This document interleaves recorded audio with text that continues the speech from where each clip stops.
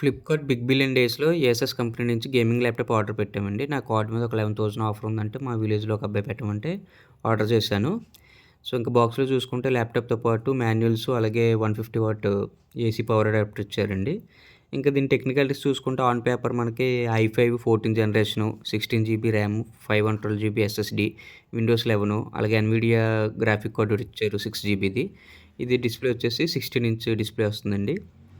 ఇంకా pixel screen resolution వచ్చేసి 1920 x 1200 అనమాట.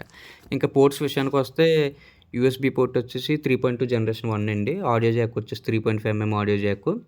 అలాగే ఒక హెచ్‌డీఎంఐ అండ్ ఈ యూఎస్‌బీ పోర్ట్స్ వచ్చేసి 5 గిగాబైట్స్ పర్ సెకండ్ స్పీడ్ ఉంటది.